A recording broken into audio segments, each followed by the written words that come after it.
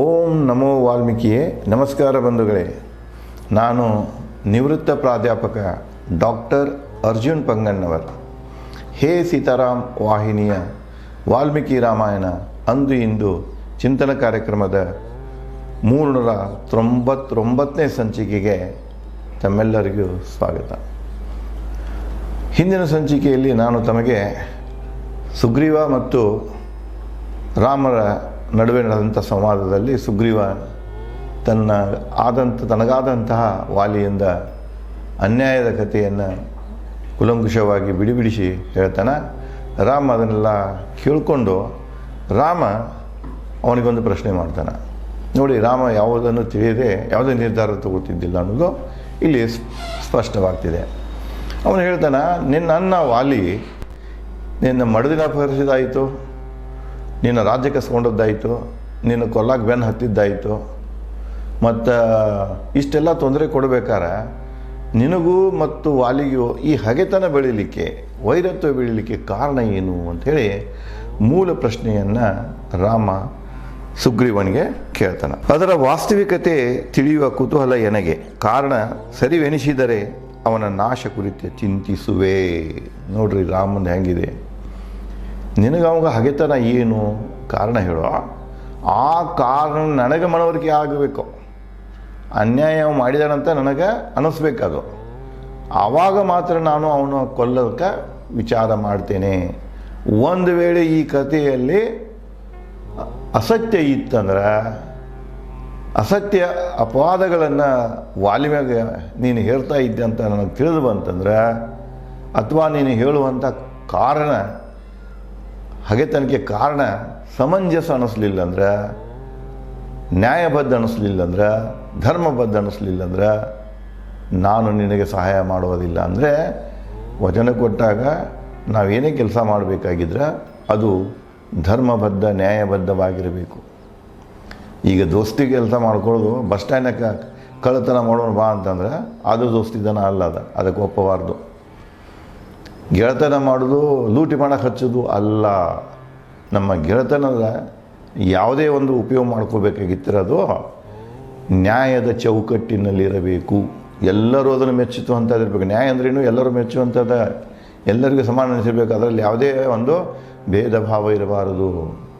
ಇದು ಕರೆಕ್ಟ್ ಇದೆಪ್ಪ, ಇವರು ಮಾಡ್ತಾ ಇರೋದು ಕರೆಕ್ಟ್ ಇದೆ ಅಂದರೆ ನೆನೆಸಿರ್ಬೇಕು.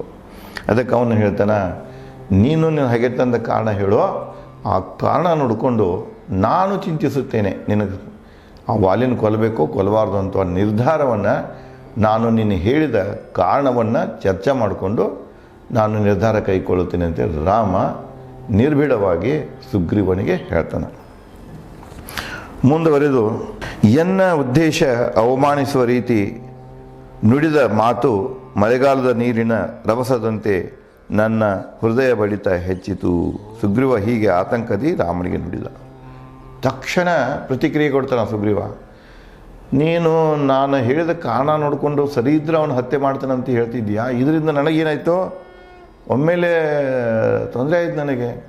ಅದನ್ನೇ ನೋಡಿ ಅಲಂಕಾರಮಯವಾಗಿ ವಾಲ್ಮೀಕಿಯವರು ಹೀಗೆ ಬರೀತಾರೆ, ಎನ್ನ ಉದ್ದೇಶ ಅವಮಾನಿಸುವ ರೀತಿ.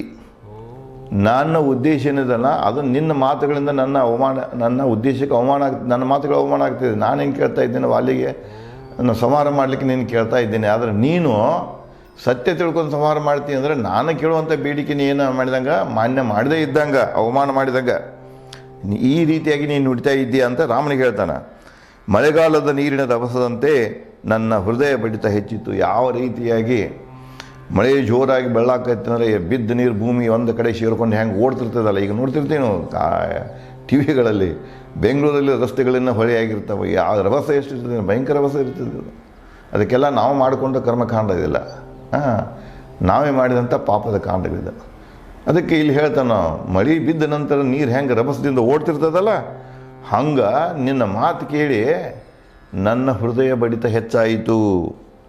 ಸುಗ್ರೀವ ಹೀಗೆ ಆತಂಕದಿ ರಾಮನಿಗೆ ನುಡಿದ. ರಾಮ ಸಮಾಧಾನದಿ ಸುಗ್ರೀವನಿಗೆ ನುಡಿದ.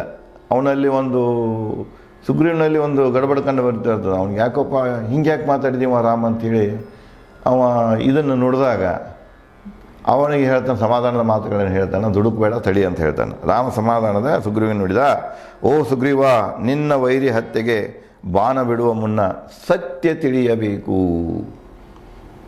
ಮನುಷ್ಯ ಯಾವುದೇ ಕ್ರಮವನ್ನು ಕೈಗೊಳ್ಳುವ ಪೂರ್ವದಲ್ಲಿ ಸತ್ಯ ತಿಳಿಬೇಕು. ವಾಲ್ಮೀಕಿಯವರು ಹಿಂದೆ ಹೇಳ್ಯಾರ, ಕರ್ಮ ಸಿದ್ಧಾಂತದ ಬಗ್ಗೆ ಹೇಳ್ತಾರೆ. ಕರ್ಮ ಸಿದ್ಧಾಂತ ನೋಡಿ, ವಾಲ್ಮೀಕಿಯವರು ಬೋಧಿಸುವಂಥ ಕರ್ಮ ಸಿದ್ಧಾಂತ, ಕರ್ಮಫಲ ಸಿದ್ಧಾಂತ ಮತ್ತು ಭಗವದ್ಗೀತೆಯಲ್ಲಿ ಬೋಧಿಸುವಂಥ ಕರ್ಮ ಸಿದ್ಧಾಂತ, ಕರ್ಮಫಲ ಸಿದ್ಧಾಂತಕ್ಕೆ ಭಾಳ ವ್ಯತ್ಯಾಸ ಇದೆ. ಅವು ಪೂರ್ವ ಪಶ್ಚಿಮ ಇದ್ದಂಗೆ ಅದಾವ. ಮೂಲ ಆಲೋಚನೆ ಮಾತ್ರ ವಾಲ್ಮೀಕಿಯವ್ರದ್ದು. ಏನು ಹೇಳ್ತಾನೆ ಕರ್ಮ ಸಿದ್ಧಾಂತದಲ್ಲೇ, ನೀನೇನೇ ಕರ್ಮ ಮಾಡಬೇಕಾಗಿದ್ರೆ ನೀ ಏನು ಕರ್ಮ ಮಾಡ್ತಾ ಇದ್ದೀಯಾ, ಯಾಕೆ ಮಾಡ್ತಾ ಇದ್ದೀಯಾ, ಮಾಡಿದ ನಂತರ ಅದರ ಪರಿಣಾಮಗಳೇನು, ಇವು ಮೂರು ತಿಳ್ಕೊಳ್ಳದೆ ನೀವು ಯಾವ ಕೆಲಸನೂ ಮಾಡಬೇಡ. ವಾಲ್ಮೀಕಿ ಹೇಳ್ತಾನೆ. ಅಲ್ಲಿ ಭಗವದ್ಗೀತಾಗೆ ಏನು ಬರ್ತದೆ, ನಿನ್ನ ಕರ್ತವ್ಯ ನೀ ಮಾಡು, ನಿನ್ನ ಕೆಲಸ ನೀ ಮಾಡು, ಫಲದ ಅಪೇಕ್ಷೆ ಮಾಡಬೇಡ. ಕಾರಣ ತಿಳ್ಕೊಬೇಡ, ಏನು ಮಾಡುತ್ತೆ ತಿಳ್ಕೊಳಕ್ಕೆ ಹೋಗಬೇಡ, ಮಾಡಿ ತೆಗೆದುಬಿಡಿ, ಮುಂದೆ ಬಂದು ನೋಡಕ್ಕೆ ಬರ್ತೈತಿ. ಅಲ್ಲಿ ಎಷ್ಟು ವ್ಯತ್ಯಾಸ ಇದೆ ನೋಡಿ. ಆದರೆ ಇಲ್ಲಿ ರಾಮ ಕೂಡ ಅದನ್ನೇ ಹೇಳ್ತಾನೆ, ನನಗೆ ನಾನೇನು ಕರ್ಮ ಮಾಡಕ್ಕೆ ಹೊಂಟೇನೆ. ಕರ್ಮ ಅಂದರೆ ಯಾವುದು? ವಾಲಿಯನ್ನು ವಧೆ ಮಾಡಲಿಕ್ಕೆ ಹೊಂಟೇನೆ ನಾನು. ವಧೆ ಮಾಡುವ ಪೂರ್ವದಲ್ಲಿ ವಾಲಿ ವಧೆಯ ಬಗ್ಗೆ ನನಗೆ ಸ್ಪಷ್ಟವಾಗಿ ಗೊತ್ತಿರಬೇಕು, ಕಾರಣ ಗೊತ್ತಿರಬೇಕು, ಪರಿಣಾಮಗಳನ್ನು ಗೊತ್ತಿರಬೇಕು ನನಗೆ. ಆವಾಗ ಮಾತ್ರ, ಆ ಸತ್ಯ ತಿಳಿದಾಗ ಮಾತ್ರ. ಸತ್ಯದ ವ್ಯಾಖ್ಯಾನ ವಾಲ್ಮೀಕಿಯವರು ಕೊಟ್ಟಾರೆ. ಸತ್ಯದ ವ್ಯಾಖ್ಯಾನ ಅಂದರೆ ವಾಸ್ತವದ ಅರಿವು ಮತ್ತು ಅದರ ಆಚರಣೆ. ಎಷ್ಟು ಸುಲಭವಾಗಿ ಕೊಟ್ಟಾರೆ ಸತ್ಯದ. ನೀವು ಸತ್ಯದ ವ್ಯಾಖ್ಯಾನ ಹುಡುಕಿದವ್ರು ಕೇಳ್ರಿ ನೀವು, ಅಥವಾ ಪುಸ್ತಕಗಳಲ್ಲಿ ನೋಡ್ರಿ. ಸತ್ಯ ಅಂದರೆ ಸತ್ಯ, ನಿತ್ಯ ಯಾವುದು ಅದು ಸತ್ಯ, ಇದೊಂದು ವ್ಯಾಖ್ಯಾನ ಹೇಳ್ಕೊತ ಹೋಗ್ತಾರೆ. ಆದರೆ ಇಲ್ಲಿ ಆ ಪದದ ನಿಜವಾದ ಅರ್ಥವನ್ನು ವಾಲ್ಮೀಕಿಯವರು ಭಾಳ ಸ್ಪಷ್ಟವಾಗಿ ಹೇಳ್ತಾರೆ. ಯಾವುದು ವಾಸ್ತವ ಇದೆ, ವಾಸ್ತವದ ಅರಿವಿರಬೇಕು, ಆ ಅರಿವಿದ ಆಚರಣೆ, ಅದಕ್ಕೆ ಸತ್ಯ ಅಂತ. ಅದಕ್ಕೆ ಇಲ್ಲಿ ಹೇಳ್ತಾನೋ, ನಾನೇನು ಮಾಡಕ್ಕೆ ಹೊಂಟೇನೆ, ವಧೆ ಮಾಡಕ್ಕೆ ಹೊಂಟೇನೆ, ಅದರ ಬಗ್ಗೆ ನಮ್ಗೆ ಸಂಪೂರ್ಣ ಸತ್ಯ ನನಗೆ ತಿಳಿದಿರಬೇಕು. ವಿಶ್ವಾಸದಿ ನೆಮ್ಮದಿಯಾಗಿರು. ನೀ ನನಗೆ ಕರೆನೇ ಹೇಳಾಕತ್ತಿದ್ದೆ ಅಂದರೆ, ನನಗದು ಮನವರಿಕೆ ಆಯ್ತು ಅಂದರೆ, ನಾನು ನನ್ನ ಕಾರ್ಯದಲ್ಲಿ ಹಿಂಜರಿಯೋದಿಲ್ಲ. ಈ ವಿಶ್ವಾಸ ನಿನ್ನಲ್ಲಿರಬೇಕು. ಈ ವಿಶ್ವಾಸ ನಿನ್ನಲ್ಲಿತ್ತಂದ್ರೆ ನೀನು ನೆಮ್ಮದಿಯಾಗಿರು. ಉಳಿದಿದ್ದೇನಿದೆ ನನಗೆ ಬಿಟ್ಟು ಬಿಡು. ಮುಂದೆ ಹೇಳ್ತಾನೆ, ತನ್ನ ಜೊತೆ 4 ವಾನರರೊಂದಿಗೆ ಸುಗ್ರೀವ ಆನಂದಪಟ್ಟನು. ಇದನ್ನೇನು ಕೇಳ್ತಾನೆ ರಾಮನ ಬಾಯಿಂದ, ಮತ್ತು ಅವನಿಗೆ ಆನಂದ ಅನಿಸ್ತದೆ. ಅಲ್ಲಿ ಕೂತಂಥ ವಾನರರು ಕೂಡ ಸಂತೋಷ ಪಡ್ತಾರೆ. ರಾಮನ ವಿಶ್ವಾಸ ನುಡಿ ಕೇಳಿ ವೈರತ್ವದ ಸತ್ಯಾನುಸತ್ಯತೆಯನ್ನು ಹೇಳಲು ಆರಂಭಿಸಿದ ಸುಗ್ರೀವ ರಾಮನ ಮುಂದೆ. ಹಾಗಾದರೆ ಸುಗ್ರೀವ ಮತ್ತು ನನ್ನ ಮೇಲೆ ಹಗೆತನ ಇದೆ. ನನ್ನನ್ನು ವೈರಿಯಂತೆ ಸುಗ್ರೀವ ಯಾಕೆ ಕಾಣ್ತಾ ಇದ್ದಾನೆ? ನನ್ನ ಕೊಲೆ ಮಾಡಲಿಕ್ಕೆ ಕುತಂತ್ರಗಳನ್ನು ಯಾಕೆ ವಾಲಿ ಮಾಡ್ತಾ ಇದ್ದಾನೆ? ಅದರದ್ದು ಹಿಂದಿದ್ದಂಥ ಘಟನೆ, ಸತ್ಯದ ಕಥೆ ಏನಿದೆ ಅನ್ನೋದನ್ನು ರಾಮನ ಮುಂದೆ ಹೇಳಲಿಕ್ಕೆ ಶುರು ಮಾಡ್ತಾನೆ. ಇದು ಕಥೆ ಏನಿದೆಯಲ್ಲ, ಇದು ಬಹಳ ಮಹತ್ವದಿದೆ. ಇದು ಬಹಳಷ್ಟು ರಾವಣಿಗೂ ತಳಕು ಬರ್ತಿದೆ, ರಾವಣ ಹೆಂಡತಿ ಆದಂಥ ಮಂಡೋದರಿಗೂ ತಳಕು ಬರ್ತಿದೆ. ಮತ್ತು ಇದು ಈ ಘಟನೆ ಕೂಡ ನಡೆದು ಕರ್ನಾಟಕದಲ್ಲಿಯೇ. ಅದನ್ನು ಯಾವ ರೀತಿಯಾಗಿ ವಾಲ್ಮೀಕಿಯವರು ಹೇಳ್ತಾರೆ. ಈಗ ನಾವು ಕರ್ನಾಟಕ ಅಂತೀವೋ, ಇದರ ಪೂರ್ವದಲ್ಲಿ ಕಿಷ್ಕಿಂದ ಅದರದ ನೆರೆಹೊರೆಯ ರಾಜ್ಯ ಯಾವುದಾಗಿತ್ತಪ್ಪ ಅಂದರೆ ಅದು ಮಹಿಷಕ ಪ್ರದೇಶ ಅಂತ ಇತ್ತದು. ಹೇಳಲಿಕ್ಕೆ ಶುರು ಮಾಡ್ತಾನೆ. ರಾಮ, ಪ್ರಿಯವಾಗಿದ್ದ ವಾಲಿ ನನಗೂ, ನನ್ನನ್ನು ನಾನು ಭಾಳ ಪ್ರೀತಿ ಮಾಡ್ತಿದ್ದೆ. ಅಷ್ಟೇ ಪ್ರೀತಿ ವಾಲಿಯು ನನ್ನನ್ನು ಮಾಡುತ್ತಿದ್ದ. ಇಬ್ಬರು ಬ್ರದರ್ಸಲ್ಲಿ, ಅಣ್ಣ ತಮ್ಮಂದರಲ್ಲಿ ವಿಶ್ವಾಸ ಇತ್ತು, ಸಹೋದರ ನಿಷ್ಠೆ ಇತ್ತು, ಧರ್ಮ ನಿಷ್ಠೆ ಇತ್ತು. ಇಬ್ಬರಲ್ಲಿ ಪರಸ್ಪರಲ್ಲಿ ವಿಶ್ವಾಸ ಇತ್ತು. ಅವನು ಪ್ರೀತಿ ಮಾಡ್ತಿದ್ದ, ಅವನು ನಾ ಪ್ರೀತಿ ಮಾಡ್ತಿದ್ದೆ. ನನ್ನ ಮ್ಯಾಗ ಅವನದು ವಿಶ್ವಾಸ ಇತ್ತು, ಅವನ ಮ್ಯಾಗ ನಂದು ವಿಶ್ವಾಸ ಇತ್ತು. ಎನ್ನ ತಂದೆಗೆ ಎಲ್ಲ ಮಂತ್ರಿ ಪ್ರಜೆಗಳು ಹಿರಿಯ ಮಗನಾಗಿದ್ದರಿಂದ ವಾಲಿಗೆ ಪಟ್ಟಗಟ್ಟಿದರು. ಇದು ಆವಾಗಿಂದ ಪ್ರಿನ್ಸಿಪಲ್. ಇದು ಭರತನ ಸೂತ್ರಗಳಿದೆ. ಯಾಕೆಂದರೆ ಒಬ್ಬ ರಾಜಾಗ ಒಬ್ಬರಿಗಿಂತ ಹೆಚ್ಚು ಗಂಡು ಮಕ್ಕಳು ಇದ್ರಂದ್ರೆ ಅಲ್ಲಿ ಏನಾಗ್ತಿತ್ತು, ನಾನು ಪಟ್ಟಗಟ್ಟಿದ್ದೆ, ತಂದೆ ತರುವಾಯ ನಾನು ರಾಜ ಆಗ್ತೇನೆ, ನೀನು ರಾಜ ಆಗ್ತೇನೆ, ಅವಳ ಜಗಳ ಆಗಿಬಿಡ್ತಿತ್ತು. ಒಂದು ಜೀವಂತ ಇದೆ ನೋಡಿ, ಇತ್ತೀಚಿನ ಕಥೆನ ಯಾವುದೋ ಅಶೋಕಂದ, ಸಾಮ್ರಾಟ್ ಅಶೋಕ ತನ್ನ 100 ಜನ ಸಹೋದರರನ್ನು ಹತ್ಯೆ ಮಾಡ್ತಾನೆ. ತಾನು ಆ ಒಂದು ಸಿಂಹಾಸನದ ಮೇಲೆ ಕೂಡಲಿಕ್ಕೆ 100 ಜನ ತಮ್ಮಂದಿರ ಸಹೋದರನ ಹತ್ಯೆ ಮಾಡಿ ರಾಜನಾಗ್ತಾನೆ. ಆದರೆ ಹಿಂದೆ ಸ್ವಲ್ಪ ಹೋದ್ವಿ ಅಂದರೆ ಹರಿಯಾಂಕ ಡೈನೆಸ್ಟಿದ್ ಬರ್ತಿದೆ. ಅಜಾತಶತ್ರು ಕೂಡ ತಂದೆ ಒಳ್ಳೆಯವಿರ್ತಾನೆ, ಒಳ್ಳೆ ರಾಜ ನಡೆದಿರ್ತದ ಬಿಂಬಸಾರಂದ. ಅವನು ವಯಸ್ಸಾಗಿರ್ತದೆ, ಇವೊಂದು ವಯಸ್ಸಾಗಿ ಬಂದಿರ್ತದೆ. ಮುಘಲರಾಗೂ ಇದೇ ಬರ್ತಿದೆ. ಮುಘಲರಾಗೂ ಕೂಡ ಬಹದ್ದೂರ್ ಶಾ ಜಫರ್ದು ಇರ್ಬೋದು, ಇವಂದು ಶಹಜಾನ್ದು ಇರ್ಬೋದು, ರಾಜರ ಮುಪ್ಪಾದರೂ ಅವ್ರ ಕೈಯಾಗ ಇರ್ತೈತಿ, ಮಕ್ಕಳೆಲ್ಲ ಮುದುಕಾಗಿ ಬಂದಿರ್ತದೆ, ನಮ್ಮ ಕೈಯಾಗ ಅಧಿಕಾರ ಸಿಗೋದು ಅಂತೇಳಿ ಚಡಬಡಿಸ್ತಿರ್ತಾರೆ ಅವ್ರು. ಈ ಒಂದು ಚಡವಳಿಗೆ ಎಲ್ಲಿ ಹೋಯ್ತಂದ್ರೆ ಅಜಾತಶತ್ರು ತನ್ನ ವೃದ್ಧ ತಂದೆಯನ್ನು ಹತ್ಯೆ ಮಾಡ್ತಾನೆ. ಇಲ್ಲೂ ಮೊಘಲ್ದಾಗೂ ಸಹಿತ ಅದೇ ಬರ್ತದೆ, ಇತಿಹಾಸ ಉದ್ದಕ್ಕೂ ಇವೇ ಇದೆ. ಅದಕ್ಕೆ ಇಲ್ಲಿ ಅವನ ಹೇಳ್ತಾನೆ ನೋಡು, ಯಾಕಪ್ಪ ಹಂಗೆ ಆಯ್ತಂದ್ರೆ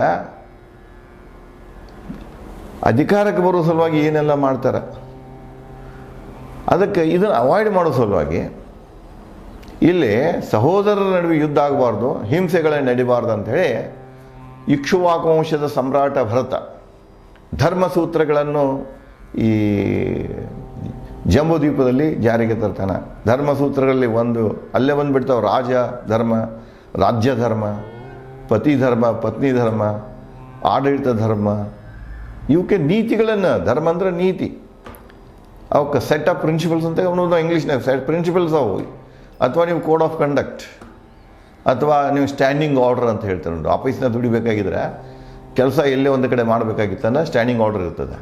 ನೀ ಎಷ್ಟು ಗಂಟೆ ಡ್ಯೂಟಿ ಬರಬೇಕೋ, ಎಷ್ಟು ಗಂಟೆ ಇಲ್ಲಿ ದುಡಬೇಕೋ, ಎಷ್ಟು ಗಂಟೆ ನೀನು ಹೊರಗಡೆಗೆ ಚಹಾ ಕುಡಿದಾಯಿತು, ಊಟ ಮಾಡೋದಾಯಿತು, ನೀನು ಇಲ್ಲಿದ್ದಾಗ ಇನ್ನೊಬ್ಬರ ಜೊತೆಗೆ ಹೇಗೆ ನೀನು ಬಿಹೇವಿಯರ್ ಇರಬೇಕು, ನಿನ್ನ ಮೇಲಿನ ಅಧಿಕಾರಿಗಳ ಜೊತೆಗೆ ಹೇಗೆ ಬಿಹೇವಿಯರ್ ಇರಬೇಕು, ಇವಕ್ಕೆ ನಾವು ಸ್ಟ್ಯಾಂಡಿಂಗ್ ಆರ್ಡರ್ ಅಂತ ಕರಿತೇವೆ. ನಿಯಮಗಳು ಇವನ್ನ ರಾಜ್ಯ ಮಟ್ಟದಲ್ಲಿ ಇವಕ್ಕೆ ನಾವು ಇವತ್ತು ಸಂವಿಧಾನ ಅಂತ ಕರಿತೇವೆ. ಸಂವಿಧಾನಕ್ಕೆ ಅದಕ್ಕೆ ಮತ್ತದ ಕೆಳಗಡೆ ಅದನ್ನು ಇಂಪ್ಲಿಮೆಂಟ್ ಮಾಡೋ ಸಲುವಾಗಿ ಕಾನೂನುಗಳನ್ನು ತರ್ತೇವೆ, ಅದರ ಕೆಳಗೆ ನಿಯಮಗಳನ್ನು ತರ್ತೇವೆ, ಅದರ ಕೆಳಗೆ ಆದೇಶಗಳನ್ನು ತರ್ತೇವೆ, ಸರ್ಕ್ಯುಲರ್ಗಳನ್ನು ತರ್ತೇವೆ. ಇದೊಂದು ಹೈರಾರ್ಕಿ ಇದೆ.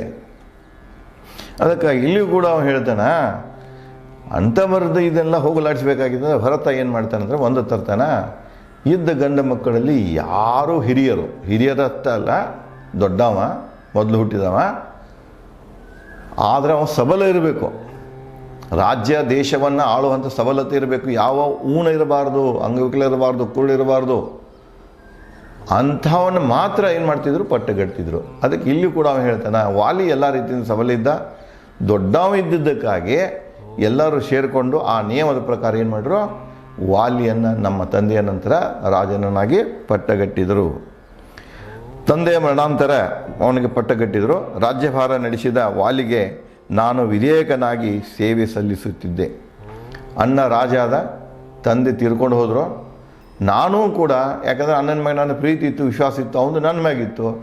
ನಾನು ವಿಧೇಯಕನಾಗಿ ನಮ್ರತೆಯಿಂದ ಅಣ್ಣನ ಆದೇಶಗಳನ್ನು ಪಾಲಿಸ್ತಾ ನಾನು ಅವನಿಗೆ ಸಹಾಯಕನಾಗಿ ಕೆಲಸ ಮಾಡ್ತಿದ್ದೆ. ದುಂದುಬಿ ಅನ್ನ ಮಾಯಾನ ಮಗ ಮಾಯಾವಿ ನಾಮ ರಾಕ್ಷಸ ಮತ್ತು ವಾಲಿ ಮಧ್ಯೆ ವೈರತ್ವ ಹುಟ್ಟಿತ್ತು ಒಂದು ಹೆಣ್ಣಿಗಾಗಿ. ಇಲ್ಲಿ ನೋಡಿ ಪ್ರವೇಶ ಆಯಿತು ಒಂದು ಕತೆ. ಏನಪ್ಪ ಅಂದ್ರೆ, ಈಗ ಮಹಿಷಕ ಪ್ರದೇಶ ಅಂತ ಏನಿದೆಯಲ್ಲ ಇವತ್ತಿನ ಮೈಸೂರು, ಅದರದ ರಾಜ ಯಾರಂದ್ರೆ ಮಾಯಾ ಅದರ ರಾಜ. ಆ ಮಾಯಾಗೆ ಇನ್ನೊಂದು ಹೆಸರು ಏನಿತ್ತಪ್ಪ ಅಂದ್ರೆ ದಾನವರ ವಿಶ್ವಕರ್ಮ ಅಂತ ಕರೀತಿದ್ರು. ಅವನಿಗೆ ಇಬ್ಬರು ಗಂಡು ಮಕ್ಕಳು, ಒಬ್ಬ ಮಾಯಾವಿ, ಇನ್ನೊಬ್ಬ ದುಂದುಬಿ.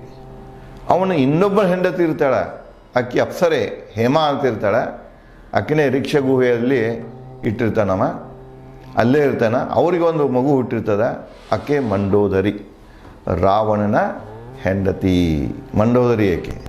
ಇಲ್ಲಿ ಈ ಕಥೆ ಬಿಚ್ಕೊಳ್ತಿದೆ. ಅದಕ್ಕೆ ಇಲ್ಲಿ ಹೇಳಕ್ಕೆ ಶುರು ಮಾಡ್ತಾನೆ, ನೋಡಪ್ಪ, ಮಾಯಾ ಅನ್ನುವಂಥ ಒಬ್ಬ ರಾಜ ಇದ್ದ. ಅದು ಅವ್ರದ್ದು ಕಿಷ್ಕಿಂಧದ ನೆರೆಹೊರೆಯ ರಾಜ್ಯ, ಅದು ಮಹಿಷಕ. ಅಂದರೆ ಇವತ್ತಿನ ಈ ಥರ ನೋಡ್ಬೇಕಾದ್ರೆ ಎಲ್ಲಿಂದ ಶುರುವಾಗ್ತೈತಿ ಅಂದರೆ, ಇದು ನಮ್ಮ ಮಧುಗಿರಿ ಅಂತ ಬರ್ತಿದೆಯಲ್ಲ, ಮಧುವನ ಅಂತಿರೋ ಹಿಂದೆ, ಮಧುಗಿರಿಯಿಂದ ಆ ಕಡೆ ಇವತ್ತಿನ ತುಮಕೂರಿಂದ ಮೈಸೂರು ತನಕ ಏನು ಹೋಗ್ತದಲ್ಲ ಕೆಳಗಿನ ತನಕ, ಅದು ಎಲ್ಲನೂ ಮಹಿಷಕ ಪ್ರದೇಶವಾಗಿತ್ತು. ಅದು ಮಾಯನ ಸಾಮ್ರಾಜ್ಯವಾಗಿತ್ತು.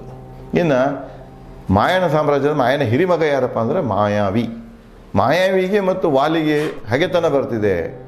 ಯಾಕೆ ಬರ್ತಿದೆಯಪ್ಪ ಅಂದ್ರೆ ಒಂದು ಹೆಣ್ಣಿನಿಂದ. ಅದು ಯಾವ ರೀತಿ ಏನನ್ನೋದನ್ನು ಮತ್ತು ಯಾವ ರೀತಿ ಯುದ್ಧ ಆಯಿತು, ವಾಲಿ ಮಾಯಾವಿಯನ್ನು ಹೇಗೆ ಹತ್ಯೆ ಮಾಡಿದ ಅನ್ನೋದನ್ನು ನಾನು ತಮಗೆ ಮುಂದಿನ ಸಂಚಿಕೆಯಲ್ಲಿ ಈ ವಿಚಾರಗಳನ್ನು ಹಂಚಿಕೊಡುತ್ತೇನೆ. ಧನ್ಯವಾದಗಳು.